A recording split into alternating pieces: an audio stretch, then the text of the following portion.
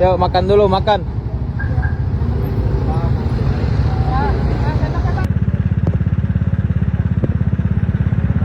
Dalam 4 jam kami ngumpulin 10 juta. Politisi atau anggota DPR, Enggak. DPRD menyumbang, terima nggak? Nggak mungkin. Kok nggak mungkin? Nggak mungkin. Itu aku nggak pulang. Serius? Baru hari ke-10 aku pulang. Tidur di base camp? Iya. Di posko Iya. pusat? Kamar kecil itu kami bertujuh. Suara boleh habis, tapi perut nggak boleh kosong.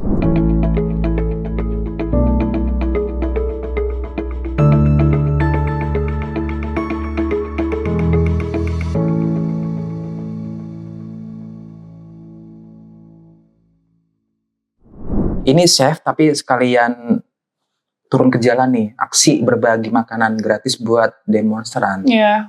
Ini antara koki di dapur sama berbagi, ini kan dunia yang beda ya, jumping ya. Iya, antara bisnis Gitu. dengan sosial. Itu kenapa kok mau rela panas-panasan di jalanan, kena polusi, udah cantik, kena polusi, kan mau berbagi-bagi di jalanan. Emang kurang di dapur? Oke, mau denger cerita aku dari awal Iya. ya. Iya, jadi aku itu sudah ada di dunia pastry itu sudah 14 tahun. Wow. Jadi awalnya itu aku tidak pernah terpikir untuk jadi relawan. Dan mungkin kebetulan Tuhan kasih jalannya relawannya itu adalah masak-masak gitu. Jadi awalnya gini, aku sudah malang melintang di dunia dapur tuh 14 tahun itu. Di awalnya itu masih masak-masak western. Akhirnya aku menemukan gitu. kecintaan aku pada roti, kue gitu tuh. Pastry. Ya. Akhirnya masuklah pastry. Aku bukan lulusan tata boga, aku lulusan komunikasi. Serius? Ya, dulu aku maskom. Terus tahun 2012 aku hijrah profesi. Jadi waktu papaku meninggal, aku stop karirku pada saat itu. Dulu aku 5 tahun motret. Aku suka fotografi. Sebelum 2012? Iya. Jadi ilmu fotografinya itu aku pakai jadi ilmu jadi food styling. Aku mengabadikan semua yang aku bikin di situ pakai ilmu itu. Nah terus aku ngerasa kayak dunia pastry itu di situ-situ aja ya. Aku tipikal yang idealis, Kak. Aku idealis, jadi memang aku berkiblat itu pada French pastry. Jadi aku bikin croissant, bikin apapun lah, pokoknya yang berurusan dengan pastry Eropa, lebih ke style Eropa. Awalnya style Eropa. Iya. Kenapa Eropa? Kenapa Eropa? Oh itu.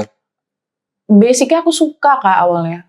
Jadi aku suka makannya, akhirnya bikin aja lah ya gitu. Dan memang aku seneng punya signature-ku sendiri sih. Jadi beberapa kali aku kayak bikin menuku sendiri, itu pun juga R&D ya. Dan puji Tuhannya aku otodidak. Serius? Aku otodidak, tidak pernah kursus. Sama sekali? Enggak. Terus dari mana belajar? Belajar di mana dan dari Jadi siapa? waktu baru resign itu, terus aku ngerasa, aduh gue ngapain nih ya gitu. Ngobrol lah sama sahabat-sahabat aku.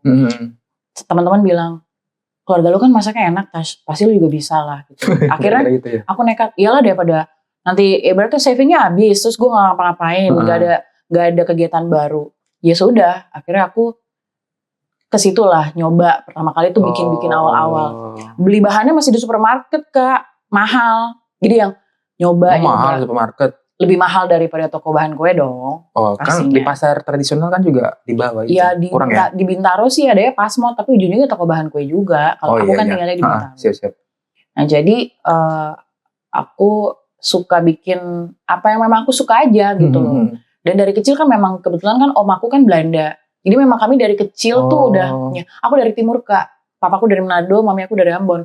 Jadi ya memang dari kecil tuh udah biasa makan makanan. Kalau dulu kita ngomongnya tuh Holland Snoepen. Enak ya kalau makanan timur ya? Iya, begitulah. Gurih-gurih pedes ya? Iya, begitu. Iya, makan sambal aja pakai roa. Makan pisang aja. Singkong, singkong rebus. Saya terakhir Katambua. Oh, Tambua. Perbatasan timur saya terakhir pernah. Iya, waktu liputan dulu konser Slang. Kerjasama sama Timur Leste di perbatasan Tambua. Makanannya itu singkong sama sambal dicocol. Iya, pakai sama keripik. Iya. Itu yang bisa dibawa pulang oleh-olehnya. Tapi keren banget. Gitu. Terus berarti lebih ke situ ya. Nah, terus aku perjalanan karirnya dari mulai otodidak, terus akhirnya ketemu yang namanya Suka Review. Aku tuh food review, aku udah nge-review tuh dari 2018. Jadi setiap apapun yang aku kemana-mana bawa kamera. Oh, lebih food vlogger. Ya, bukan vlogger, apa ya, cuma lebih ke review aja. Aku mereview produk itu dari perspektif seorang anak pastry. Tapi bukan content creator? Tidak. Terus apa mas? Aku memang seneng makan, seneng ngevideoinnya, seneng kayak nanti aku cuma ngomong, guys ini enak loh, segala macam. Cuma ngomong kayak gitu, tapi nggak aku dikontenin tapi? Enggak juga buat pribadi aja. Terus akhirnya aku sering bantuin teman-teman yang pada saat itu dia tuh baru mulai start bisnisnya. Jadi mereka kasih produk, aku fotoin, foto yang proper, terus aku mereview. Mulai tuh, jadi aku cuma bantu. Bantu. Ya, pada saat itu IG ku memang sudah lebih dari 10.000 gitu loh followernya. Jadi aku cuma bilang, gue bantu gitu. Gue tidak menerima endorse atau yang berbayar karena gue nggak mau dipaksa bilang enak untuk hal-hal yang memang ternyata tidak enak gitu. Pada real ya, jujur ya, review jujur. Iya, honest review ya. Betul. Nah aku bilang gue bantu aja, kirim aja produk, nanti gue review dan gue coba bantu marketing, gue coba bantu post. Marketing lewat bentuk post video reels ya waktu itu ya. Terus akhirnya banyak, udah mulai tuh. Apanya banyak? Ya nge-review punya produk orang. Iya. Sampai akhirnya ya aku bangga sih yang aku review yang awal-awal sekarang udah pada punya bakery. Udah membesar bisnisnya. Sebenarnya kan tujuannya itu. Ngebantunya tuh supaya mereka develop gitu. Mereka masih inget gak sama kakak? Ingat sampai sekarang? Masih berteman juga di IG. Kali udah berhasil lupa ya, enggak ya? Puji Tuhan sih enggak ya kayak. Amin ya. Iya. Jadi ya food review. Terus akhirnya mulai ngajar juga di tahun 2018. Ngajar. Itu lebih apa? Private? Enggak, awalnya langsung dipanggil ke sekolah baking course. Les baking course. Emang modal nekat aja. Jadi modal nekat aja waktu itu. Tapi modal juga betul yang di baking course kan buat belajarnya. Kan nggak murah tau belajar. Iya betul. Iya kan? Iya. Kalau jadi chef itu kan nggak mahal, nggak murah belajar. Memang yang mahalnya itu belajarnya plus sertifikasinya. Sertifikasi mah. Makanya kalau seorang chef itu idealis dan memang apalagi mungkin mereka yang sekolah di luar, betul. Sekolah-sekolah tata boga atau sekolah kuliner yang mahal, ya pasti mereka berharapnya balik modal. Jadi mereka akan buka bisnis yang dimana exposure jalan, profit jalan juga. Iya, balikin modal awal ya. Iya, betul. Berarti tujuannya bukan idealis ya, tapi mencari profit secara bisnis. Iya, idealis itu kan perspektifnya banyak kan. Iya sih, gitu. Mau dilihat dari mana sudut pandangnya gitu. Jadi ya aku dari situ mulai tuh ngajar dan aku nemuin memang ngajar tuh lebih enak daripada produksi. Dulu aku punya dapur produksi yang tiap hari tuh pengirimannya ke seluruh Indonesia. Pada saat itu, jadi kalau orang-orang sekarang bikin brownies segala macam, aku bikin brownies itu dari 2014. Aku bikin croissant dari 2014. Jadi nanti ini ada korelasinya dengan jawaban aku kenapa tiba-tiba aku turun ke jalan. Iya, jadi aku ngerasa tuh kayak aku tuh sudah mendapatkan blessing itu dari Tuhan, experience itu di awal. Jadi aku kayak udah ngelewatin semua, udah pernah jadi brand ambassador, aku live demo juga, setiap Interfood itu pasti ada digandeng brand untuk demo masak gitu. Interfood yang suka pameran itu ya? Atau pernah juga dipanggil ke Bandung. Terus ya intinya untuk ngajar dan untuk live demo tuh udah sering gitu. Keren. Aku juga masuk misalnya ke acara-acara pemerintah yang tapi tetap ujung-ujungnya itu makanan sehat. Jadi aku kayak latihan bareng namanya Latbar UMKM. Jadi aku juga ada mentoring beberapa teman-teman yang memang UMKM memulai usaha dari rumah. Itu dari kapan mulai mentoring UMKM pertama kali? 2022. 2022. Lebih ke UMKM ya, UKM ya. Jadi awalnya tuh dari murid private, terus mereka bilang, mau nggak Kak kalau latihan bareng UMKM gitu? Yang paling gampang jual dan yang paling gampang bikin itu kan adalah roti manis, donat, gitu-gitu. Ya kan? Usulannya langsung ke arah situ ya? Iya, karena memang itu basic tapi yang gampang jual. Jadi akhirnya aku latihan bareng lah. Pada saat itu gak nyangka yang ngikut sampai hampir 200 orang. Serius? Ini ya muridnya? Lihat apa? Offline apa online? Itu offline. Offline? Jadi di satu kayak balai gede banget gitu. Oh, di mana? Di Jakarta Timur. Oh, betul. Sampai sekarang masih di tempat itu? Suka? Enggak. Aku tuh cuman panggil. Aku kan cuman ibaratnya kan kayak dipanggil awalnya cuman untuk. Oh, bukan, artinya bukan tetap ya? Bukan. Enggak, Lakbar itu cuman sesekali. Karena kan yang ikut banyak. Oh, lebih ke massal ya? Enakan seperti itu. Oh, gitu. Atau kelas online tapi yang banyak juga. Oh, gitu. Kirain nggak continue ya? Kalau sampai sekarang yang continue itu aku masih ngajar, tapi private-nya online ya. Private online itu aku cuma ngajar 1 orang. By Gmeet atau Zoom atau video call. Jadi yang bener-bener aku bisa ngeliat mereka langsung. Nah itu yang aku bilang, dari situ tuh waktu COVID tuh aku lumayan ngedulang emas dari situ. Muridku tuh dari Aceh sampai Papua. Jadi, koran dulu serba online ya, WFH ya, semua orang di rumah ya. Tapi ya ada suka dukanya sih Kak. Kendalanya tuh kalau misalnya kan dapet yang misalnya kayak di Papua gitu, itu ngajarnya tuh bener-bener patah-patah loh gambarnya. Tapi puji Tuhannya jadi nggak gagal gitu. Sampai ke Papua. Papua masuk pastry kue tuh masuk ya? Sekarang dia udah punya toko kue. Oh di kotanya di Jayapura kali ya. Di Jayapuranya, di kotanya ya. Oh, berarti hampir semua provinsi?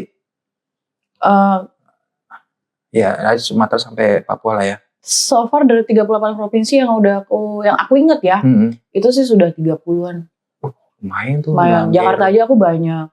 Iya, otomatis. Terus Jawa banyak gitu. Cuman kalau ada yang mau private, yang aku datang sendiri langsung ke rumahnya bisa. Waktu aku masih di akademi juga rata-rata mereka yang datang ke akademi. Karena kalau aku ngajar di akademi itu karena bawa satu payung, ya aku tidak ngajar lagi di luar. Aku memang selalu kalau aku bekerja pada satu payung, komitmennya di situ aja. Oh, supaya lebih fokus ya. Ya. Gak kebagi waktu sama pikiran juga ya. Karena juga kalau di akademi itu dari pagi bisa sampai sore sih Kak. Gila ya. Itu kan satu kali kelas kan bisa 3-4 jam. Wow. Pastry itu kan lebih lama daripada masak. Oh gitu ya? Iya. Makanya kalau dibilang anak-anak pastry itu kayak gampang lihatnya. Kayak gampang lihatnya ya. Lihatnya. Bikin pastry ya. Bikin croissant itu kan 3 hari. Oh. Saya taunya makan doang. Bikin sourdough aja untuk bikin gitu. Iya, untuk bikin biangnya aja bisa sampai tahunan. Bisa sampai bulanan. Alah, tak kira cuma diadon doang, mixer jadi ya kan, dicetak. Oh enggak. Kalau di pastry itu lebih kayak ilmu pasti, eksakta. Jadi memang presisi, gramnya harus pasti, betul. Suhu. Adonannya ya. Iya, betul suhu, sih. Terus kelembapan, waktu, itu benar-benar. Beda sama masak. Kalau masak kan ya enak, panas makannya gitu. Tapi kan harus masak di tempat gitu ya. Perbedaan cepat, dapur panas sama dapur dingin gitu sih Kak. Enaknya apa sampai sekarang 2026 nih nyamannya tuh kenapa di pastry? Iya, so far apa secara bisnis cukup menguntungkan atau? Oke, kalau kita mau ngomong secara bisnis, memang pastry itu setiap tahunnya dia naik. Aku di Bali itu sudah riset 2 kali. Karena kan memang aku punya niatan untuk buka usaha pastry di Bali kan. Tapi mau mengambil itu adalah authenticity-nya Belanda. Jadi aku kalau di Bali tuh Belanda tuh nggak ada lawannya. Di sana tuh banyak tuh, yang paling banyak tuh adalah Westernnya tuh Itali, terus India, Chinese food, lokal. Tapi kalau Belanda nih nggak ada nih. Kebetulan kan memang separuh dari bloodlines-ku kan Belanda, gitu. Jadi ya dari kecil memang diajarnya, dikasihnya tuh, dijejelinnya itu adalah memang yang mahteh-mahteh lah kalau orang bilang. Apa tuh mahteh? Mahteh tuh enak. Mahteh tuh enak. Itu mahteh tuh dari bahasa mana? Bahasa Belanda, terlalu enak lah. Kayak terlalu. Bahasa sebutannya tuh kayak saking dia enaknya tuh jadi makan banyak tuh enak. Gitu. Oh iya. Takut ini apa ya bahasanya tuh. Ya gitulah pokoknya. Iya. Udah nggak kerasa enaknya lagi karena udah saking. Karena saking enaknya cuman mungkin udah hambar. Sekali makan tuh udah enak jadi nggak mau nambah. Begah. Nggak mau nambah lagi. Iya begah. Begah tuh bahasa mana ya? Bahasa Indonesia kayaknya ya kayak. Betawi nyaut. Orang Betawi itu nyaut begah Betawi iya kayak ini begah nyang tapi enak tapi udah ngerasa enak lagi begah. Keren. Kasih Mas. Ntar ya aku beli rambut orang Timur. Iya NTT. Keluarganya kan banyak yang kena kemarin di Manggarai ya? Manggarai Timur. Serius? Astaga. Kami ini sebenarnya standby untuk turun ke NTT sih Kak. Iya, sekarang masih loh. Yang terbaru Kalimantan nih, Kalimantan lebih. Iya, dia lagi kebakaran hutannya lagi parah banget. Oh gila, Kalimantan. Ini kita coba naikin lagi hari ini sama kemarin buat di postingan kita. Nggak kelihatan, cuma radius 1 meter 2 meter aja udah. Iya, aku udah lihat sih. Tapi ini belum jadi situasi nasional juga. Masih kapan sih bencana kita jadi bencana nasional? Aceh yang udah kesap banyak desa hilang. Waktu Aceh kan kami turun juga. Iya. Aceh, kasihan ya. Iya, belum kemarin Aceh ini lagi bendera. Ya gitulah pokoknya dah. Semoga selesai. Gitu. Nanti balik ke antara pastry sama antara chef dengan DU. Dapur. Saya lihat di rompinya nih Dapur Umum Jakarta. Keren sih desainnya, logonya. Siapa yang bikin desain nih? Aku. Serius? Nih Palu Gada juga ya? Iya, anak-anak aku ajarin Palu Gada. Cuma memang, jadi kalau mau tahu inisiasinya awalnya. Tuh, pengen tahu tuh. Jadi gini, ini kan kita mau compare kenapa seorang koki pastry yang ibaratnya nyaman kerja di dapur dingin, terus mau panas-panasan turun di jalan. Kata siapa itu? Banyak yang ngomong gitu. Oh iya. Waktu aku pertama kali jadi relawan, temen-temenku nanya, lu dapat apa sih Tas? Jadi relawan lu digaji enggak? Lu ibaratnya orang-orang ngejauh dari titik demo, lu malah masuk. Ada nyinyir ya, ada julid ya. Begitu. Oh gitu banyak. Jadi awalnya itu gini, tanggal 25-26 Agustus tahun lalu, itu kan ada demo. Jujur, aku tuh tidak pernah punya agenda demo zaman kuliah aku dulu. Jadi aku gak pernah tahu. Aku cuma tahu waktu 98, karena itu pun juga aku masih kelas 1 SMP pada saat itu. Tapi aku bilang, wih mahasiswa dulu keren ya gitu. Mereka sampai bisa melengsarkan seorang presiden gitu. Betul. Sampai detik ini aku tidak mau berpolitik. Aku tidak tertarik untuk berpolitik. Sampai detik ini nih. Sampai di podcast ini ya. Sampai detik ini. Janji lo ya. Janji. Nanti tiba-tiba 5 tahun lagi. Enggak, mereka jadi saksi. Oh, iya. Anak-anak aku jadi saksi. Aku tidak mau berpolitik. Jadi di saat ada orang-orang yang mungkin bersuara di saat kami lagi ngumpul di dapur segala macam, aku cuma bilang kita tetap ada track netral. Jadi awalnya 25-26 Agustus itu pecah demo dimulai dari anak-anak STM. Iya. Pecah demo. Nah pada saat itu anakku berangkat kerja. Naik KRL dari Bintaro. Dia kan kerja di Depok. Jadi harus transit lah. Tiba-tiba jam 8 malam dia cuma chat aku, nih kereta aku dihadang. Lagi ada demo kayaknya rusuh.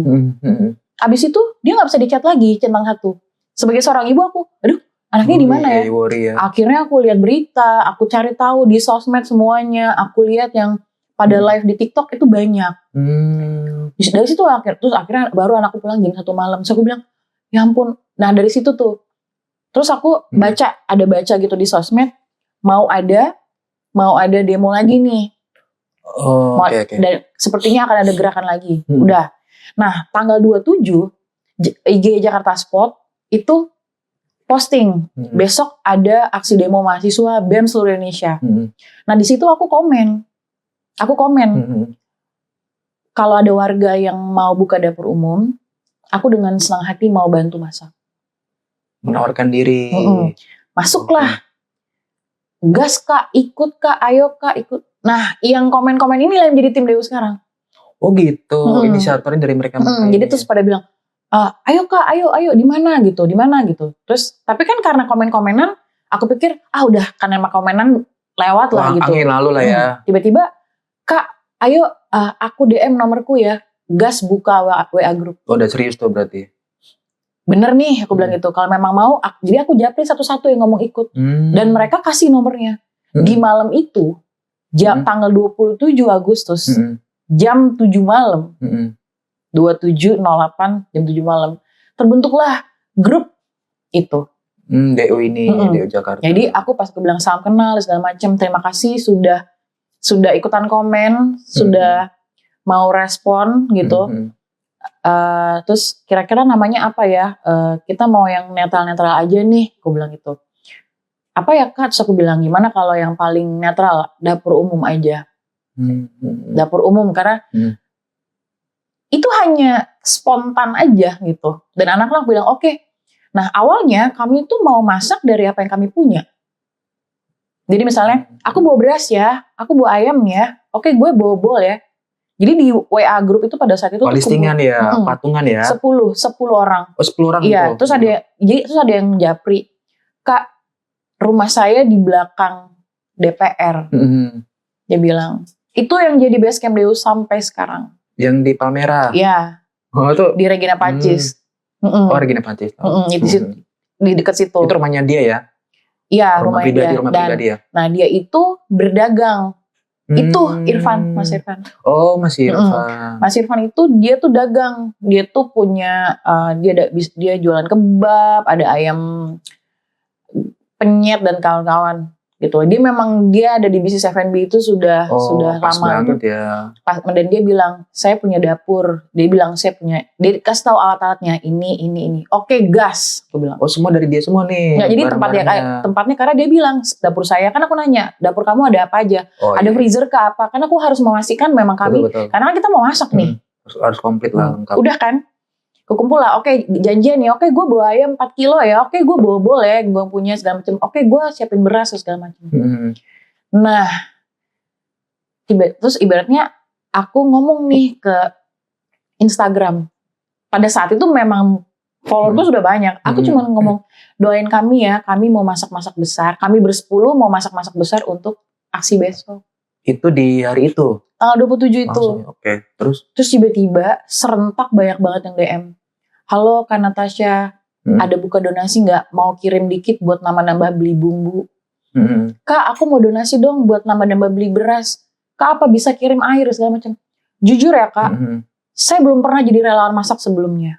Kalau cuma sekedar bantu-bantu, apa ada segala macam, kayak ada CSR dulu perusahaan aku yang sebelumnya, tempat aku kerja, pernah gitu. Tapi untuk ibaratnya lead satu grup kecil ini di mana kita harus masak banyak, aku kan dulu nggak tahu. Oh iya, kalau logistik masuk itu kami harus tahu berapa info masanya, di titik mana. Iya betul. Aman atau tidak, betul. Gitu loh. Akhirnya ya sudah, kita sudah di sini, let's go, aku bilang. Dalam 4 jam kami ngumpulin 10 juta. 4 jam 10 juta dari donasi aja itu. Sampai kita bingung, gimana nih? Kita akhirnya udah kagas, kita masak 700 porsi. Apa tuh menu pertama waktu itu? Kalau nggak salah, ayam asam manis atau teriyaki gitu deh Kak. Aku lupa ya kalau tahun lalu, karena kami masaknya tiap hari dan menunya beda-beda. Foto yang cupnya kayak gimana? Kayak yang bowl, rice bowl. Kayak gitu. Jadi ada nasi, ada ayam, ada sayurnya, gitu. Itu di mana waktu itu distribusinya waktu itu? Jadi pertama kali, jadi kami kan bikin 700. Nah, aku nanya, kita distribusinya kemana nih ya?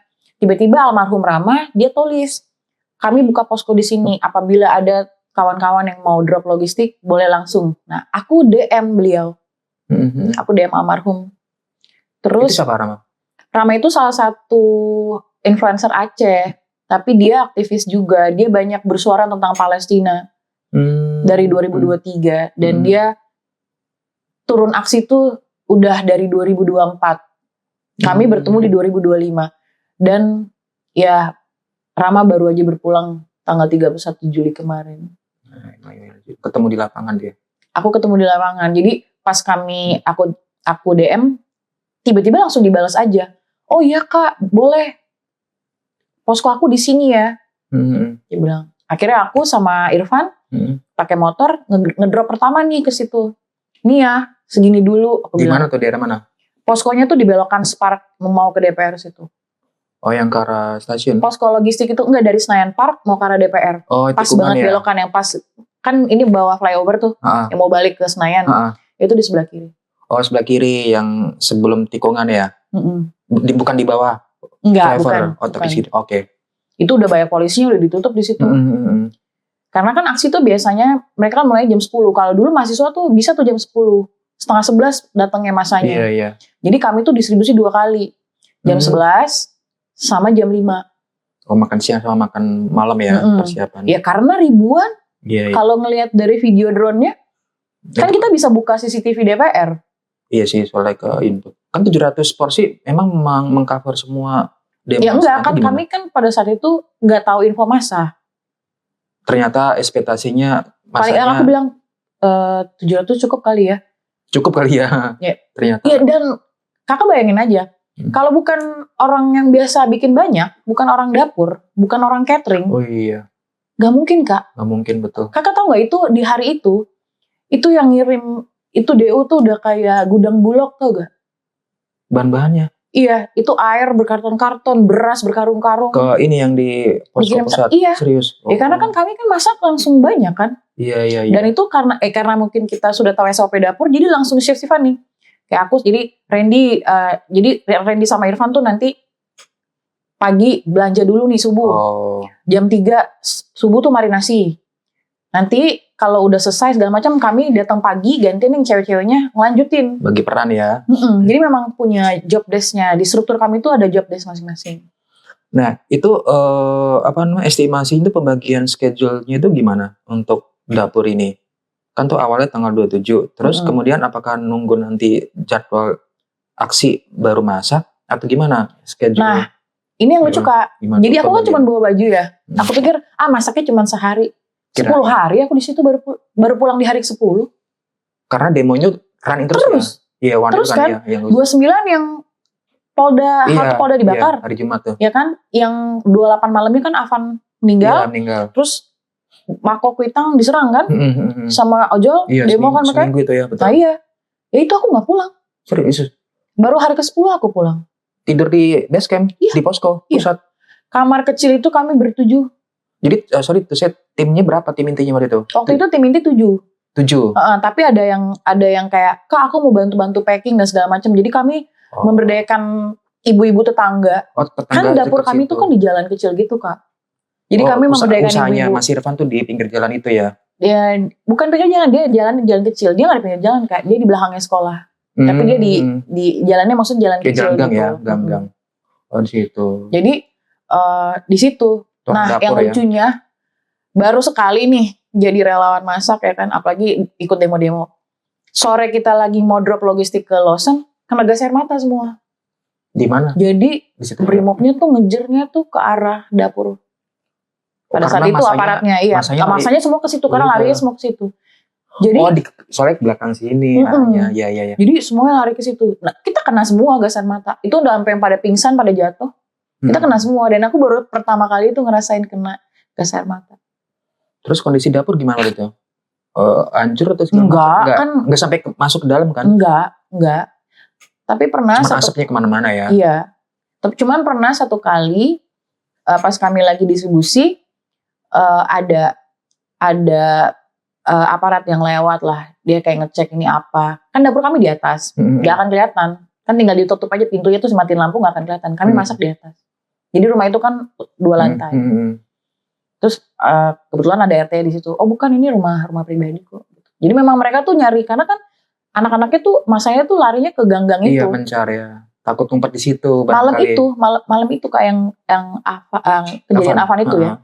Jadi dari ujung ke ujung itu kami semua tuh buka rumahnya untuk 80 orang tidur di situ. Jadi ada banyak mahasiswa yang nggak bisa pulang. Ya kami suruh tidur di bawah dengan ala kadarnya aja. Gitu. Ya karena nggak ada transom ya, nggak ada kendaraan susah kemana-mana aksesnya. Iya, karena barakudanya di depan gang banget, di depan jalan. Betul. Lampu merah Tamburan itu. Gitu. Soalnya itu pertigaan yang aksesnya tuh kemana-mana. Terus berlanjut. Iya. Terakhir yang di sini ya, yang di Polda. Kalau nggak salah. Iya dong, yang di Polda kan. Yang di Polda tuh tanggal 29. 29, ada lagi kan setelah itu? Iya, makanya banyak aksinya itu kayaknya yang aku inget ya berkelanjutan, karena aku bilang per 1 Oktober itu baru kami selesaikan, karena kan kami kan sempat ke banjir Bali. Drop logistik juga untuk yang di Denpasar sama yang di Karangasem. Itu kapan? Setelah? Kami berangkat itu 30 September tahun lalu. Kami memastikan aksi di sini sudah aman, kondusif. Dan selama aksi di Jakarta kami sudah keluarin hampir 13.000 bol. Untuk aksi kemarin aja itu ya. Nah ini kan ada di daerah tadi disebut. Itu balik ke Dapur Umum Jakarta. Dapur Umum Jakarta itu sebetulnya memang dia membuka aksi berbagi makanan hanya momentumnya demo. Karena tadi tiba-tiba kan ada bencana kan. Gimana sih sebetulnya nih Dapur Umum Jakarta? Jadi obrolan aku sama anak-anak, kita nggak mau cuman di aksi-aksi aja, aksi demo aja. Kalau misalnya memang dibutuhkan untuk buka dapur darurat di bencana, kenapa tidak gitu. Nah kebetulan pada saat itu lagi aksi-aksi baru agak menurun nih eskalasinya, tiba-tiba balik kebanjiran bandang. Iya tuh betul. Nah almarhum Rama udah duluan ke sana. Dia bilang, Kak yakin lu gak mau turun? Dia bilang gitu. Aduh tunggu dulu, aman. Aku tuh tipikal yang kalau misalnya kan ditanya, kalau turun gak? Kalau turun kayak apa aja juga gitu, kalau tunggu. Karena kami butuh koordinasi. Kami kan gak cuma sekedar, oh ayo cari tiket, langsung pergi ke bencana. Gak bisa. Kami harus koordinasi di sana. Nanti kalau kami nyampe sana, kami bisa menghubungi siapa? Kami di mana stay-nya? Karena kan listrik tidak ada. Internet gak ada. Kalau kan kita mau sembarang, kita gak koordinasi. Iya betul. Gimana? Persiapan gitu. Lah intinya, persiapan semua. Jadi aku berdasarkan laporan gitu dari yang udah di sana, Kak ini yang belum dapat ini, yang belum dapat ini. Jadi di saat orang-orang yang fokusnya ke satu tempat, kami cari tempat lain, kami cari titik yang memang belum tersentuh bantuan. Oh jadi gini, jadi memang targetnya ini memang Dapur Umum Jakarta ini lebih ke berbagi makanan gratis buat bencana alam, ya kan? Social mission aja sih Kak. Social missionnya itu masuk ke banyak event. Pokoknya yang memang dibutuhkan dapur umum, kami turun. Gitu. Kalau untuk bencana udah pasti salah satunya ya udah pasti core task-nya adalah kami bangun dapur darurat. Jadi selama ini udah pernah kemana aja nih Dapur Umum Jakarta nih? Dari aksi-aksi tahun lalu kami ke banjir bandang Bali, kami ke bencana Sumatera, Aceh, Medan, Aceh, Medan.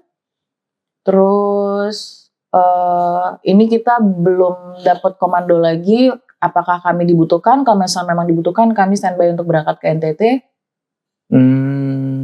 Karena kan yang kami lihat memang sebenarnya sudah ada ratusan ton logistik yang masuk. Relawan juga sudah banyak. Tapi yang sangat mereka perlukan itu sebenarnya adalah nakes dan medis. Gitu loh. Cuman ya makanya seperti aku bilang, kalau misalnya kan ternyata dibutuhkan, kami terbang ke NTT. Oh itu tergantung kebutuhan dari sana yang permintaan apa ya. Jadi nggak sembarang. Ini yang kami pelajarin waktu Aceh. Logistiknya banyak, relawannya kurang. Sedangkan banyak, waktu itu ada 3.000 sekian jembatan putus. Jadi relawan itu memang harus tahu tempatnya di mana, turunnya di mana, nanti lanjut naik apa. Karena kami pernah udah ngelewatin sungai. Jadi pernah ada satu tempat di Aceh Utara itu namanya Lok Pungki. Yang benar-benar desanya habis hilang, tinggal sisa sampah kayu-kayunya aja. Itu kami kesana itu udah harus naik rakit nyebrang sungai, naik ojek, lagi naik jalan-jalan gunung sampai di tengah hutan, dijemput lagi sama mobil, bawa ke ujung. Itu kami harus jalan lagi kaki, itu sekitar 2,5 kilo naik ke atas gunung. Tapi ada guide-nya kan dari warga lokal? Enggak. Oh, jadi almarhum Rama itu memang karena orang Aceh, jadi mungkin dia kenal. Udah paham, ya. Betul. Tapi di sana nggak ada internet, nggak ada GPS, jadi benar-benar kita ngeblank banget. Oke, mana yang ke sana? Nah, Irfan itu dia core task-nya itu adalah driver, terus yang dia bisa pergi itu tanpa GPS lah ibaratnya. Jadi memang skill nyetir Irfan tuh udah seperti supir akap lah gitu. Kalau nggak ada dia, karena susah banget aksesnya. Itu betul. Segini-gini lumpurnya di sana. Jadi kalau dibilang jadi relawan itu gampang, enggak. Banyak kok yang nanya, kenapa sih Tas udah enak-enak gitu, udah di Bali, sunsetan, ngadem-ngadem. Iya karena yang seperti tadi aku bilang, mungkin Tuhan udah kasih aku kesempatan tuh di awal. Nah karena demo-demo itu, aku ngerasa mungkin memang udah waktunya ilmu masak gue turunin bukan hanya di bisnis. Tapi di dunia, di social mission ini. Dan puji Tuhan sampai detik ini, apalagi nanti kami mau setahunan nih tanggal 28 Agustus. Wow. Aku bilang sama anak-anak.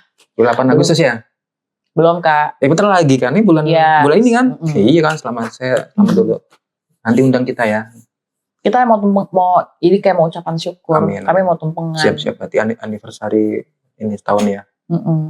Nah berarti lebih ke kenapa makanan?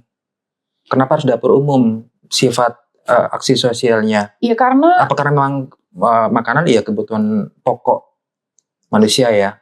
Atau gimana? Satu karena memang aku suka masak. Oh, karena bagian dari ini ya. Bagian dari pekerjaan, passion. Kedua, aku seneng banget ngasih kayak aku masakin anak-anak jalanan. Jadi gini Kak, kebetulan aku tuh punya program MBG versiku sendiri. Aku sudah ngelakuin ini dari tahun lalu. Jadi aku titip di beberapa UMKM pelosok. Aku tujuannya itu adalah anak-anak yang memang belum dapat MBG dari sekolahnya. Jadi aku titip kayak jumber gitu di beberapa UMKM di pelosok untuk dia bisa distribusi itu untuk anak-anak jalanan mungkin yang jarang makan layak. Jadi aku punya program sendiri itu awalnya. Itu masaknya di mana? Di kan UMKM kan, jadi aku nitip aja. Oh, UMKM yang sana ya. Berarti enggak supportnya lebih dalam bentuk apa? Uang. Oh, nanti dari sananya warga lokal itu yang dia ngelola ya? Dia bilang, Kak aku jual ini. Oh. Aku tinggal di sini dan jujur aku memang profiling Kak. Aku pilih memang bener-bener UMKM yang membutuhkan. Oh. Jadi yang bener-bener aku lihat tuh ya dari foto-fotonya tuh kayak kondisi rumahnya tuh sedih deh. Artinya tepat sasaran ya. Jadi manfaatnya memang nyampe ya. Jadi memang nah sebenarnya itu tuh awalnya tuh memang inisiasi pribadi itu hanya di saat aku itu komitmen aja sih untuk diri aku sendiri, kayak aku kalau misalnya kan pas kelas misalnya lagi banyak atau lagi ada budget lebih, aku bikin itu. Tapi tidak setiap Jumat juga aku titip. Dari udah berapa tahun tuh? Dari tahun lalu. Tahun lalu ya. Setahun inilah. Setelah DU. Iya dari DU, ya setelah DU betul. Oh, apa motivasinya? Apa karena di daerah tuh belum terlalu terjangkau? Kebetulan kan aku dari timur ya Kak ya. Aku banyak melihat memang anak-anak Papua, anak-anak NTT, ada yang mungkin anak-anak di pulau. Mereka tuh jalan sekolah tuh nggak pakai sepatu, makan aja susah gitu. Aku selalu lihat kalau ngeliat di YouTube atau ngeliat di sosmed gitu. Aku cuma bilang ini, Tuhan, aku pengen deh masak-masak buat mereka. Kasih aku kesempatan dong untuk aku terbang ke Papua gitu. Aku kalau ngomong ini agak emosional ya Kak, maaf karena gimana ya? Karena emang kampung halaman sendiri ya. Anak-anak Papua tuh hatinya baik, gitu. Maksudnya di bawah mereka tuh semua emas, tapi hidup mereka sulit. Aku punya beberapa teman di sana, aku tanya di sana gimana bang, gimana? Aduh, gimana ya Tas? Lu kesini deh. Biar lihat langsung. Aku bilang makanya anak-anak, makanya aku bangga sama tim aku. Kenapa? Karena mereka benar-benar kerja dari hati. Yang aku bilang, gue cariin jalannya yuk kita masak Papua. Ayo dong kak, ayo kak, gitu. Sous-chefku anak DU itu dia salah satu sous-chef di Japanese resto. Tapi di hati dia, gue lebih mau masak di bencana kak, gue mau masak di kayak gitu. Makanya waktu kemarin, kita prepare nih ya turun ke NTT, kita happy. Bayangin dari kami yang biasa pegang wok, maksudnya wok yang pro, atau aku biasa pegang masak di stainless table, baking di stainless table dengan mixer high speed. Terus kita di dapur darurat tuh bener-bener yang masak kayu bakar lama. Betul. Terus ngaduknya mesti entah dari apa, kalau ada sutil. Iya. Terus di tenda yang berapa ratus orang di situ. Waktu di Aceh, kami belanja ke pasar paling deket itu di Lok Sumawe. Itu naik motor aja 45 menit. Paling deket ya. Jadi tiap pagi kami ke Lok Sumawe, terus pulangnya baru bawa itu beras bekarung. Dan pada saat itu mahalnya minta ampun. Iya. Waktu Aceh bencana itu bensin tuh seliternya 100.000. Iya, otomatis. Ayam 1 ekor tuh 70.000. Ini aja gara-gara, kalau dibilang nih gara-gara rebutan sama dapur biru ya kan. Iya. Terus jadi susah gitu, mahal. Ya memang betul. Jadi ya pada saat itu, tapi karena memang harus masak ya sudah. Kami setiap hari masak 1.000 packs. Jadi satu wilayah 1.000 packs? Satu hari 1.000. Satu hari 1.000. Jadi kami distribusinya 2 titik. Ada titik yang memang kami, kayak misalnya kami datang satu titik nih, mereka udah punya nih dapur. Ya udah berarti kita dropnya logistik aja. Tapi kalau belum ada dapurnya, kami bantu untuk drop alat-alatnya. Tergantung kebutuhan dari sana apa maunya ya. Paling banyak sebenarnya bukan maunya, cuman kita lihat gimana nih. Kita kan mapping dulu. Mappingnya betul, mapping dulu. Betul. Sebetulnya dalam satu titik itu maksimal pernah rekor tuh terbanyak berapa porsi masak kita? Per apa nih Kak? Per tempat, per lokasi. Per hari? Per hari. Per hari itu paling banyak ya kami masak ya di base camp. 2.000. 2.000. Kalau di daerah berarti kerjasama sama 1.000 sama ibu-ibu. Oh, berarti kalau daerah di sini juga kerja sama ibu-ibu kok. Oh, iya, artinya lebih banyak 2.000 di sini ya. Cuman kan kalau di sini kan posisinya nggak bencana. Iya. Kalau di sana kan kita kan bener-bener dapurnya bener-bener darurat gitu. Iya. Nah kalau di sana berarti berapa paling banyak porsinya? 1.000 tiap hari. 1.000 tiap hari ya? Memang. Karena satu titik pengungsian itu bisa 500 orang. Gitu. Ada pengalaman yang ini nggak, yang kira-kira emosional di daerah waktu? Banyak Kak. Yang kira-kira tuh sampai sekarang setiap kesana sedih. Lupa. Banyak. Jadi ada satu kali kami datang, aku lupa nama tempatnya. Kalau nggak salah aku Tablang di Biren. Itu jadi waktu kami masuk tuh memang daerahnya tuh udah, rumahnya tuh udah semuanya tuh udah lumpur lah, lumpur tinggi. Jadi pas kami bawa makanan, itu ada anak kecil. Aku pikir dia pakai sepatu loh, ternyata enggak, itu lumpurnya sampai sini. Oh nyeplak ya? Iya. Terus aku tanya, kamu udah makan nak? Belum. Aku boleh minta buat nenekku nggak? Sekecil sekali. Aku masih ingat namanya Dinda. Aku seorang ibu, single mother. Aku tahu bagaimana raise anak sendirian, bawa-bawa ke kantor, masih kecil, bawa-bawa ke kantor, naik-naik Transjakarta, naik KRL. Jadi aku tahu yang namanya punya anak kecil, nggak sekolah, nggak makan. Jadi aku tanya, kamu butuh berapa nak gitu? 4 boleh nggak sama nenekku? Jadi kami pas turun, itu rumahnya lumpurnya setinggi-tinggi itu. Terus aku lihat sedih di situ. Ingat anak sendiri ya kayaknya ya? Iya, walaupun anaknya perempuan gitu, tapi kan intinya aku memang pengen, mungkin terlalu muluk-muluk ya. Aku bukan seseorang yang punya power gitu untuk wah ini pokoknya harus bantu anak-anak. Tidak. Tapi aku punya impian gitu, di mana anak-anak yang mungkin salah satu programnya presiden tujuannya adalah dia nggak mau kalau anak lapar. Saya setuju dengan itu. Jadi kalau ngeliat anak-anak lapar tuh gimana ya? Untuk mikir aja dia susah gitu Kak. Perut kosong gitu. Ya. Jadi buat aku, ya memang golden age 5 tahun pertama itu, betul, anak itu memang harus, gizinya memang harus proper. Tapi kan kalau, ya maaf kata, mungkin banyak rakyat yang mikir makan aja belum tentu, gimana dia mau memikirkan gizi untuk anak-anak mereka. Nah ini ngomong-ngomong soal, ini kan kontinu ya, artinya kebutuhan makanan kan dapur, ini katanya sama Dapur Umum Jakarta dengan aksi-aksi sosial segala macam, kita nggak tahu nanti kapan lagi ada bencana lagi, walaupun kita semua nggak bakal mau berharap ya. Iya jangan sih Kak. Jangan ya, kita berdoa. Indonesia udah terlalu capek sih. Karena ini kan kaitannya dengan konsistensi Dapur Umum Jakarta dan teman-teman tim di belakang layar ya. Ini kan panjang ya, gitu. Nggak mungkin harapannya bisa mengakomodir banyak ini ya, darurat dapur-dapur ya, supaya bisa mengcover yang intinya anak yang nggak bisa makan karena keterbatasan bisa makan, bencana bisa ke cover.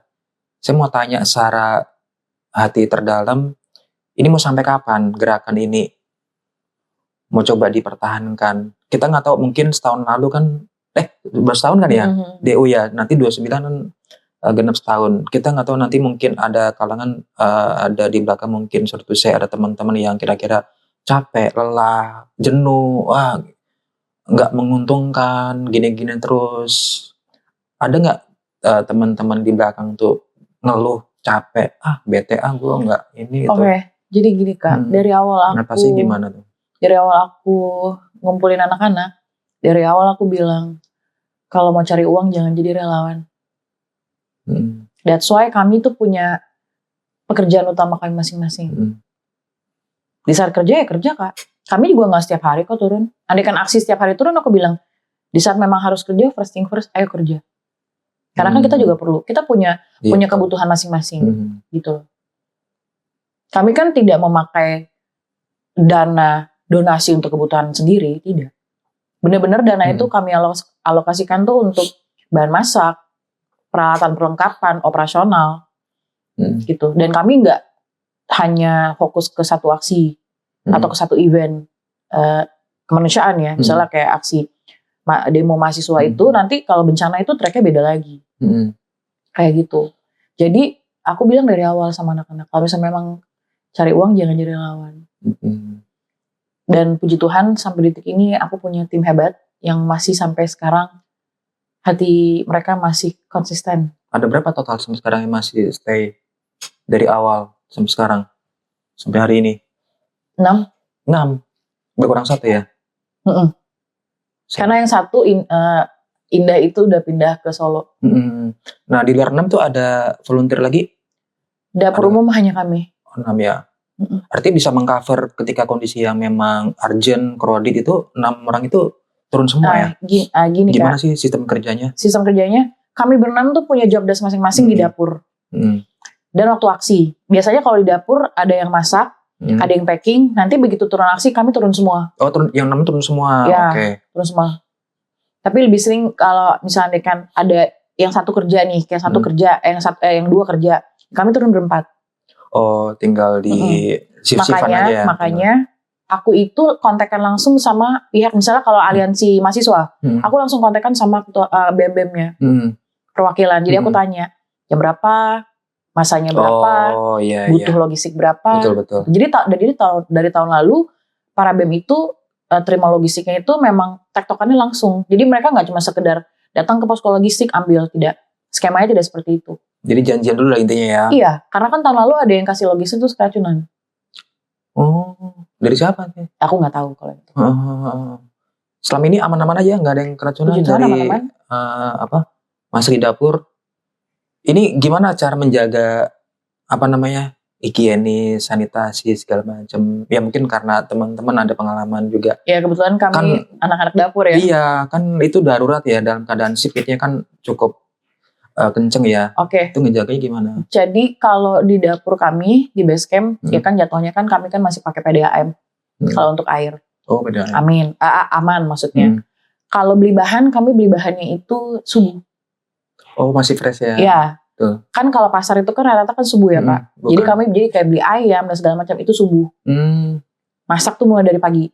Siang selesai, terus packing, nasi dingin dan segala macam udah bisa ditutup, baru kami ke titik aksi.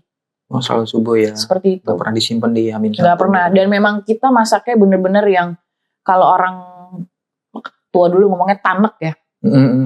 Dia ngomongnya tanek. Iya. Gitu. Terus nasi pun juga dalam keadaan dingin, bener-bener dingin baru kita tutup. Iya, kalau nggak basi ya. Ya. Gitu. Ngomong-ngomong selama ini dapat dari mana untuk melola ini? Dananya. Baku segala macam. Tahun lalu itu dananya itu dari seluruh rakyat Indonesia yang pastinya, dan ada diaspora dari beberapa negara Kak. Yang pas demo pertama itu? Iya, yang tahun lalu. Jadi aku juga bingung, tiba-tiba mereka tahu IG ku gitu tuh langsung pada DM gitu. Serius? Dan dana yang masuk tuh banyak yang berbentuk dolar. Gitu. Dan mereka cuma bilang, walaupun mereka tinggal di luar, mereka tetap cinta Indonesia. Dan mereka mengikuti pergerakan, maksudnya keadaan Indonesia pada saat itu. Dan yang menurut aku, itu tidak ada perubahan sampai sekarang. Ada berapa dulu diaspora? Senghitung aku ada 9 orang. Sampai sekarang masih stay? Enggak sih kalau yang tahun ini. Ya? Nah awalnya kan aku bilang kemarin, tadi aku cuman bilang doain kami mau masak-masak besar. Kami cuman menggunakan apa yang kami punya. Kalau untuk uang pribadi kami masih ada lah gitu. Dan ya itu, kami bikin sesuai yang kami punya. Entah kenapa kami dari awal komit aja. Emang ya udah kita punya yang segini gitu. Dan nggak tahu tiba-tiba masuk banyak sampai terus. Berarti unlimited ya? Ya masuk ya? Dalam seminggu ya lumayan sih Kak. Artinya misalkan kalau kayak misalnya event atau sebuah peristiwa kan nggak tahu nih kapan. Apakah kan tadi disampaikan memang nggak per hari masuk ya? Artinya kan nanti kan kalau secara anggaran keuangan, apakah taruhlah misalnya kekumpul 1 juta misalnya, 1 juta itu nanti dialokasikan di beberapa next event seperti itu ya, untuk untuk menampung. Ya jadi gini Kak. Gimana sistemnya? Jadi sistemnya seperti ini. Misalnya nih, aku post ya, aku bilang nih kan kami post itu di saat memang info A1 aksi itu sudah keluar di sosial media. Jadi kalau udah kasih tahu kayak kemarin UI, itu juga dadakan ngomongnya. Jadi H-2 dia baru taruh flyer. Paginya itu langsung orang-orang pada ngetekin aku, pada nanya, kakak turun gak, kakak turun? Iya kami turun. Udah pasti kalau dapur, karena dapur umum itu adalah ibaratnya kami tuh yang pertama di awal gitu loh. Yang nyediain konsumsi tuh kami awalnya. Yang lainnya kalau konsumsi mereka cuma mungkin air. Dan kami tuh masih pada track kami adalah masak. Gitu. Andai kan memang membutuhkan, aduh gak bisa masak nih kayaknya. Apalagi misalnya kayak tukang masak ini lagi pada sibuk atau sakit. Aku ke temenku yang memang dia ya UMKM kecil. Yang bisa bikinin sesuai dengan apa yang aku minta. Misalnya aku minta bikinin nasi ayam saus padang. Atau ayam sambal matah gitu. Dan aku kenal orangnya. Dan aku tahu dan bisa masuk dapurnya. Oh jadi ada backup-nya. Iya. Jadi dia ke dapur? Ke sana, ke dapur pusat? Kapan Kak? Dia ini datang yang pengganti. Enggak, aku yang ke dapur dia. Oh. Misalnya kami gak bisa masak. Pas lagi gak bisa masak nih. Aku yang ke dapurnya. Oh gitu. Misalnya aku bilang, Kak gue perlu ini segini-segini. Gitu. Karena kami kalau cuma masak 200-300 masih bisa kami handle sendiri. Berarti maksimal 2.000 ya? Waktu itu ya tahun lalu pernah 2.000. di 2.000 satu hari. Paling kecil berapa porsi? Paling sedikit? 100. 100 itu di mana? Yang mana? Aksi-aksi kecil kayak aksi jagung. Oh.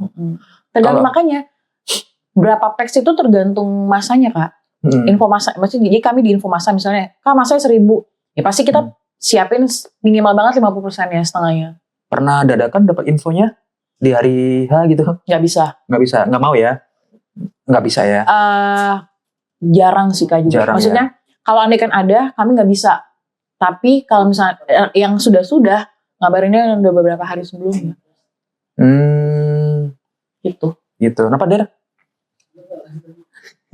Malah situ lagi lihat kamera. Gitu. Nggak apa lagi bukan TV kan? Kalau TV kan ada live-nya. Terus artinya ya saya respect dengan kondisi yang sekarang. Saya juga baru tahu dapur umum ya dari Treat. Karena memang di secara campaign di media sosial atau di googling nggak kelihatan gitu. Kayak misalnya terakhir kami pernah ngundang narasumber yang ini karena memang dia cukup sering posting kan dengan branding itu. Saya tahu ini kan nggak sengaja dapur umum Jakarta. Artinya mungkin kalau nanti dapat suatu event yang memang besar, mau nggak untuk mengcover itu misalnya kebutuhan? Apakah kalau misalnya nggak sanggup ya udah nanti berbagi sama relawan lain atau? Tergantung Kak eventnya apa dulu. Oh, misalnya besar nih, misalnya demonya besar lagi. Makanya gitu. Kembali lagi aku tanya, informasinya berapa? Itu penting ya jumlahnya itu ya, jumlah informasinya berapa? Ya. Betul. Iya, mendingan lebih daripada kurang ya. Pernah kurang nggak? Pernah. Sampai kita tutup tuh yang namanya tukang somai, tukang batagor. Diborong. Iya. Serius tuh. Gitu. Selama ini pernah ada yang, sorry itu saya ada yang di belakang layar mungkin yang nggak suka, benci atau nyinyir dengan aksi ini? Gini, aku tidak pernah berhadapan atau diteror. Diteror sih, puji Tuhan sih belum pernah ya Kak. Tapi didatengin Intel sudah beberapa kali. Ke mana dapur? Ada yang ke dapur, ada yang pas aku lagi drop di DPR, didatengin mobilnya dan segala macam. Terus kalau waktu aksi, ada pernah satu kali aksi di posko itu, ya mereka geledah-geledah di situ. Aku cuma bilang, apa gimana? Di salah satu aksi, mereka geledah-geledah orang yang lewat mau ke DPR itu di pas banget di posko. Jadi aku bilang, Pak tolong jangan gang ini ya, kami relawan. Relawan juga digeledah juga? Enggak, kalau nggak pakai atribut. Oh iya. Makanya nggak gampang sebenarnya. Kalau dibilang enak kok cuma tinggal bawa logistik turun, nggak bisa. Kenapa aku selalu bilang sama anak-anak atribut harus pakai. Oh gini ya, rompi ini ya, wajib ya, buat penanda di lapangan ya. Iya, karena begitu kami turun, mereka langsung tahu, oh relawan. Mereka tidak akan celak-celak relawan yang setauku dan sepengalamanku. Ya aku cuma pernah kena gas air mata aja, tapi aparat nggak pernah yang gimana-gimana, puji Tuhan ya gitu. Cuman begitu kita nggak pakai, ada indikasi di pikiran mungkin intel atau mungkin penyusup betul, atau yang ya kan banyak aksi demo yang disusupin gitu loh Pak. Nah selama ini pernah ada sentimen di belakang tanda kutip mungkin aksi Dapur Umum Jakarta ini nanti sebagai aksi terselubung di belakang layar, atau mungkin ini titipan dari seseorang. Aku pernah dibilang gini, kenapa kamu menyokong mereka-mereka yang melawan pemerintah? Iya, yang berlawanan. Jawabanku tetap satu, kami tetap ada di track netral, kami masak-masak. Yang titip itu semua, ibaratnya dari segala lini rakyat. Kami tidak bisa tebang pilih. Mana kita tahu kalau itu beneran mahasiswa atau tidak. Oh betul. Ya kan kami nggak tahu. Yang kami tahu, aksi itu jam 6 itu mahasiswa harus sudah balik kanan. Setelah itu udah pasti bukan mahasiswa. Gitu. Betul. Tapi kalau misalnya memang masih ada lebih, nggak ada salahnya kami bagi-bagi di situ. Kan juga banyak ojol di situ. Banyak sipil yang lagi lewat mungkin ya belum makan mungkin. Kami tidak bisa tebang pilih. Makanya aku bilang, DU itu akan selalu ada di track netral. Kami tidak bisa orasi, kami cuma bisa bagi-bagi nasi. Kami tidak bisa mungkin bersuara seperti mereka-mereka teriak-teriakan di atas mokom. Kami membersamai dari jalur masak-masak. Tujuannya sama ya, tapi jalurnya beda. Iya. Tujuannya sama, tapi caranya beda. Kami punya slogan. Apa? Suara boleh habis, tapi perut nggak boleh kosong. Penting tuh. Kalau lapar nggak bisa mikir. Betul. Itu slogan kami. Betul. Karena memang kebutuhan pokok kalau makan ya. Gitu. Nah, kalau seandainya nanti kan ya mungkin bukan donasi, tadi sudah diklaim ya. Artinya semua terbuka, open, yang mau berbagi, nyumbang, entah berbentuk kalau ada yang tanya misalnya, Kak mau kirim air kemana, kami langsung ke base camp. Langsung ke base camp kalau barang. Kalau uang ke? Kalau dana ada ke satu rekening. Jadi rekening aku yang sudah aku keluarin, sudah aku nonaktif dari awal, itu sudah menjadi rekening DU sekarang. Itu rekening atas nama PT apa pribadi? Enggak, nama pribadi. Nama pribadi. Itu artinya, sorry itu saya aman gitu. Artinya nggak ngerasa nanti. Enggak, itu sudah tidak menjadi, aku sudah tidak lagi maksudnya tidak menjadikan itu rekening lagi. Memang karena waktu itu kan posisinya kami kan ditanya, ini bisa donasi kemana gitu. Iya, betul, dan anak-anak sepakat pakai rekeningku. Gitu. Sampai sekarang masih pakai nomor itu? Masih, kami juga tiap hari punya LPJ. Kami punya LPJ, kami in and out-nya balance dan segala macam selalu. Pelaporan LPJ nanti dalam bentuk apa ke khalayak, ke masyarakat? Enggak, kami tidak kasih ke khalayak masyarakat. Karena kan dana itu kan kami belikan itu untuk bahan masak yang continue. Oh. Jadi pertanggungjawabannya itu bukan untuk satu aksi. Kalau cuma untuk satu aksi dan pertanggung jawab itu ratusan soalnya yang Iya, betul. Gitu. Mungkin di tahun lalu aku masih ngomong misalnya kayak bikin caption buat kakak-kakak yang mau donasi gitu. Kalau sekarang aku tipikal yang lebih gampangnya di saat orang nanya aku jawab. Oh iya, lebih aman. Kami selalu punya kas kalau DU. Gitu. Kas demokrat. Dan kami punya ya beberapa yang memang support, yang memang mereka konsisten support. Di rata-rata mereka juga orang FNB juga. Jadi memang kami di sini nggak di luar daripada FNB gitu. Artinya siapa dari kalangan mana aja bebas ya bisa untuk support ya. Kalau seandainya dari politisi atau anggota DPR, DPRD menyumbang, terima nggak? Nggak mungkin. Kok nggak mungkin? Nggak mungkin. Karena berlawanan. Lah iya, kan mereka kan kalau diem-diem mungkin dari Sarah Hati Nurani ya dia di pemerintah, tapi satu sih punya tergerak hatinya. Aku nggak tahu ya Kak. Kan di sini aku tidak mau, aku nggak mau negative thinking gitu. Ya intinya niat kami baik. Mau itu dananya masuknya mungkin dari hal yang tidak baik, ya intinya akan tersalurkan dan menjadi baik, itu aja sih. Iya betul. Karena dia tujuannya buat baik ya. Banyak kok teman-teman yang bilang, itu pasti donatur banyak yang money laundry. Lah itu bukan urusan aku bilang. Iya sih.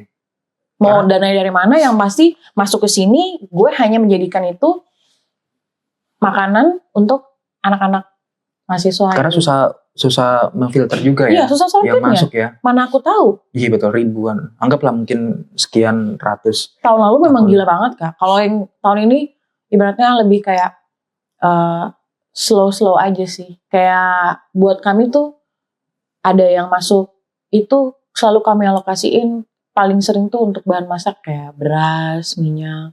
Memang kami sekali beli langsung banyak, jebret-jebret gitu. Jadi dari situ tuh masak lagi, nanti kalau misalnya itu masak lagi. Jadi gitu berkesinambungan. Jadi kami nggak langsung kayak beli langsung habis satu aksi. beli satu lagi habis. Oh iya, gitu. betul. Paling yang cepet habis ya itu untuk setiap aksi ya bowl aja itu. Oh karena tempat makan yang kalau beras pasti nyisa, minyak pasti sisa. Iya. Dan yang paling mungkin yang expiry-nya cepet kayak sayur. Oh iya, betul. Gitu kan. Kolor hijau ya benar, harus fresh ya, harus segar ya. Telur masih bisa. Itu. Telur masih bisa. Maksud kalau telur masih ada lah expiry date-nya sekitar 10-12 hari. Iya, kan emang balik ke event juga, kita nggak tahu event kapan datang ya. Dan yang benar-benar harian itu kayak operasional cukup ini sih Kak memang. Kayak misal kalau pas lagi logistiknya banyak, kami harus sewa Lalamove, Losbak. Oh, buat ngangkat itu ya. Gitu. Pernah ada yang sakit teman-teman selama ini? Karena capek kan seperti yang 10 hari. Begitu kan sakit sih enggak sih. Cuman paling ya back pain aja sih semuanya. Rontok. Gitu. Kurang tidur atau? Kurang tidur sih biasa itu. Ya anak-anak zaman sekarang kan memang anak-anak begadang ya kayak. Kalau aku sih udah nggak umurnya lagi kalau aku sih. Ya kan kalau udah turun kan udah happy ya, nggak kerasa capek ya. Bisa gitu ya. Iya kan? Kita pernah di lapangan juga walaupun beda cara. Karena dari hati ya, keluar dari hati ya. Jadi capeknya tuh nggak kerasa lama ya. Bener nggak sih kayak gitu? Iya. Ya kan? Iya. Tiba-tiba udah badan full. Iya, hampir rumah kerasa. Aduh, kok pegel tadi habis ngapain aja gue ya kan? Gitu. Karena udah nyaman. Drop logistik itu memang kalau mau dibilang capek ya capek sih. Fisik, terutama fisik memang. Makanya butuh tenaga ekstra buat terjun turun dengan seperti ini gitu. Karena fisik dan stamina. Nah ini kan kita mau di ujung obrolan nih. Sebenarnya sih banyak yang mau saya obrolin juga ya. Kita banyak penonton yang kira-kira tuh perlu tahu nih sama aksi ini gitu. Ini balik lagi ke karir. Sebenarnya kan kalau di industri F&B ya masak itu kan orang taunya ya jadi masak selesai kan.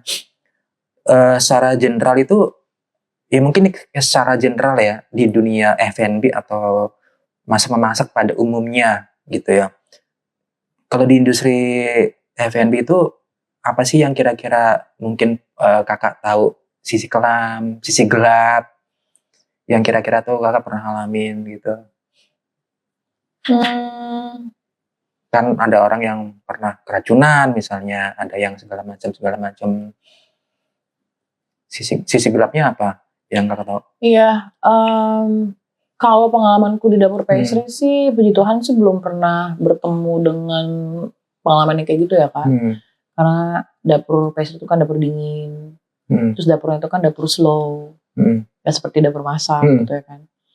Tetap memang ada SOP, tetap ada beberapa aturan-aturan dapur seperti suhu. Ya, terus anggaplah misalnya nanti saya mau ikut jejak kakak nih. Saya pengen bikin darurat. Kan pasti kan kaitannya dengan higienis, sanitasi, perlengkapan operasional, bahan baku, kadaluarsa, seperti segala macam. Kan tuh masih satu golongan. Artinya kan mau menyajikan makanan yang layak, nggak cuma kenyang tapi layak. Gitu. Apa tipsnya nih? Iya. Jadi gini Kak, kalau kita kerja di dapur yang memang proper, wajar kalau misalnya SOP itu semuanya terpenuhi ya. Tapi kalau namanya dapur darurat, namanya udah darurat ya. Tapi sebisa mungkin kami itu memilih bahan masak yang memang benar-benar fresh baru datang. Satu. Kedua, pemahaman tentang sanitasi. Terus proses masak. Proses pengolahan itu berapa lama sih? Gitu loh. Ya, aku pernah ada di dapur biru Kak. Serius? Iya, aku pernah ada di dapur biru. Jadi ya pengalamanku di situ lihat tuh adalah memang secara verifikasi dapur biru itu aturannya itu menurut aku baik. Karena mereka itu pengujiannya itu sulit. Airnya harus di level mana, terus kami harus ujian sertifikasi khusus untuk sanitasi, keamanan pangan, yang gitu-gitu. Dikasih tahu juga tentang bakteri-bakteri. Kenapa bisa sampai banyak keracunan itu? Rata-rata itu karena air yang tidak baik, bahan yang tidak baik, dan masuknya makanan ke tray itu saat masih panas ditutup. Oh itu bukan cuma basi ya kalau ditutup ya, tapi kalau masih panas, apalagi kan tray-nya kan adalah stainless ya, stainless. ya kan? Tray-nya kan stainless ya. Jadi aturannya itu begitu makanan itu masuk ke tray, itu maksimal 4 jam sudah harus dikonsumsi. Oh tray itu pengaruh ya? Karena bahan tray, kalau bukan bahan tray, kayak plastik misalnya atau tetap aja kalau andaikan dia penutupnya itu kedap. Oh intinya kedap ya? Dia tidak boleh dalam keadaan panas. Gitu. Terus pengolahan, masak juga. Oke. Yang paling faktornya itu, yang paling utama itu adalah bahan masak sama air memang. Air ya? Pikir air ketika dimasak mendidih. Udah pernah masuk dapur biru? Belum pernah lihat. Belum pernah. Sering lihat depan, sering lewatin kalau di jalan-jalan. Itu insect killer aja nggak boleh ada. Oh. Insect killer nggak boleh ada. Terus air itu kelancaran ya seperti apa. Terus cucinya itu, sinknya itu harus tinggi apa. Itu semua berat sebenarnya. Jadi kalau misalnya kan sekarang banyak berita keracunan itu, aku sangat mempertanyakan. Mereka itu lulus semua nggak sih waktu uji sertifikasi gitu. Karena memang berat. Iya, sertifikasi itu sebagai ini ya. Iya. Makanya dapur itu harus ada kolaborasi antara kepala koki yang memang tahu SOP dapur dan memang yang benar-benar tahu gizi. Karena kan aturannya kan ada gizi dan kalori yang diwajibkan. Gitu. Kalau cuma sekedar masak, semua juga bisa masak. Ibu-ibu juga bisa masak. Tapi after effect-nya. Ya penting sih itu. Kan kalau ibu-ibu masak, anaknya makan selesai. Kalau ini kan jatuhnya kayak berarti persiapan itu mulai dari jam 7 malam. Pengolahan dari jam 2 subuh. Panjang ya itunya. Pemorsian masuknya sekitar jam 4, setengah 5. Setengah 7 mereka sudah jalan. Karena masaknya massal ya jumlahnya. Iya. Masaknya nggak dikit. Iya. Makanya menurut aku ya, yang harusnya buka dapur biru itu adalah mereka-mereka memang pengusaha jasa boga atau catering. Mereka-mereka yang sudah biasa masak cepat, banyak, dan konsisten. Kalau baru-baru dapur yang biasa terima cuma 100-200 sih, menurut aku jangan berani ambil dulu. Ya berisiko. Ada berisiko Betul. tadi ya. Karena masaknya subuh, diantarnya pagi, anak-anak makannya siang. Oh iya, jam istirahat siang. Ya. Wah, nih thank you nih. Ini ilmu banget nih. Itu juga yang kami berlakukan di DO. Misalnya nih aksinya, kan sekarang itu aksi selalu sore. Apalagi hari Jumat kan, udah pasti jam 3-an biasa. Iya. Malah ada masa yang datangnya jam 5. Jumat keramat. Jadi kami belanja misalnya tuh subuh. Mulai masak tuh misalnya jam 8. Jam 1 selesai masih aman.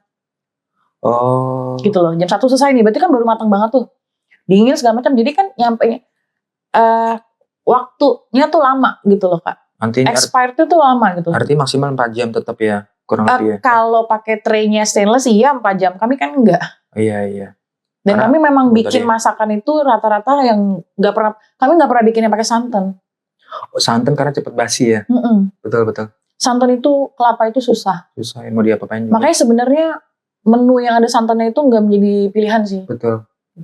Nggak oke lah kalau buat event-event seperti ini ya. Yang kuah-kuah juga kita enggak. Kita seringnya tuh kayak misalnya asam manis, saus padang, sambal mata, chicken katsu, karage, yang bener-bener dia ya. Dan tahan lama, dimakan malam pun dia masih sama rasanya, nggak berubah. Karena tumis-tumisan ya, kering, enak banget tuh saya lihat di postingannya, jadi saya lapar berarti. Rapi banget ini dijajarinya. Nanti kapan? Makasih loh Kak, udah mengikuti perjalanan dapur umum. Nanti kapan saya nyobain? Boleh dong. Sekalian mampir, kan di belakang deh, dekat sama kantor kita. Tinggal nyebrang ini Patal Senayan, gitu. Oke, makasih ya Kak ya, udah mampir. Sama-sama Kak. Aku yang terima kasih banyak. Thank you ya. Oke. Semoga apa yang aku sharing ini bisa jadi, mungkin bisa menjadi ini inspirasi. Ya, buat berkah ini, buat berkah, manfaat. Itu pasti berkah dan manfaat buat semuanya. Karena kami nggak bisa orasi, kami nggak bisa turun ke jalan. Maksudnya dengan kayak seperti mahasiswa. Aku pun juga tidak punya tidak punya kesempatan dulunya waktu kuliah gitu, nggak pernah ada agenda gitu. Dulunya ada demo-demo, dan kayaknya waktu aku kuliah juga nggak ada sih demo-demo. Ya sekarang ini kan hidayahnya ini ketemu hidayah, dipertemukan dengan momentum yang tahun lalu kan, anak yang nggak bisa pulang karena kejebak transum. Kalau nggak ada momentum itu, mungkin nggak ada. Tapi jujur itu jadi trigger aku. Ya kan? Ada demo nih, udah deh gue ngapain ya? Gue ngapain ya? Gue masak-masak. Tiba-tiba. Iya, dan untuk punya skill juga, skill masak kan. Kalau nggak ada mungkin. Iya, tim kami semuanya bisa masak semua. Wah keren tuh. Yang belum buka lowongan kerja nggak di sana? Ini tim aku nih Abraham ini nakes ya. Iya, tadi udah bilang dia medis juga sama. Iya, medis. Kalau kakaknya sama Kanat. Enggak, tukang masak, aku ajarin masak dia. Oh iya. Ini tukang makan. Kita semua juga tukang makan sih. Saya juga tukang makan. Tapi percaya nggak, kita ibaratnya nyiapin makanannya. Kadang-kadang nggak makan loh kita. Kak, iya, karena baru tengah malam kayak berbes pas lapar, lapar nih ya, makan ternyata kita belum makan. Kayak kemarin masuk angin semua, ya kan? Yang penting siapin tolak angin 10 cup ini di mobil tuh. Biasanya kalau udah kecapean tuh kenyang sama aktivitas. Kalau dia orang lapar, tapi kalau aktivitas tuh biasanya sugesti lapar tuh hilang. Iya, emang gitu. Itu cuman kalau kita ikutin jadinya asam lambung. Iya. Tapi belum tipes kan? Jangan atuh Kak. Jangan. Masih panjang perjalanan. Oh iya, itu penting. Kasian yang ada yang belum nikah kan? Ada yang belum nikah. Yang belum nikah siapa? Nah itu kasihan, masih muda. Masih panjang. Ntar tipes lagi. Tenang kan ada ahli medis. Oh iya. Iya, kami lengkap di medis tapi sakit. Gimana ntar cara itu? Oke, thank you Kak ya. Ini nggak kelar nih ngobrolnya. Saya maunya panjang, cuman durasinya kita nanti undang lagi. Kalau ada momentum. Boleh ya? Nanti kapan undang lagi kita berbagi. Boleh. Berbagi apa ya? Berbagi makanan. Mana nggak dibawa sekalian? Harusnya bawa sekalian kan dong. Kan kita hari ini nggak masak Kak. Kita hari ini nggak masak. Kalau kita masak ya nggak bisa podcast. Oh iya. Ya kali masak 5 porsi dulu gitu. Gak mau kalau podcast bobo bawang. Oh iya. Thanksin ke resepsionis ya, bawa apa nih? Sangkin ini paket. Oke, thank you Kak ya. Makasih ya. Terima kasih banyak. Makasih. Kak Cepi. Cepi ya.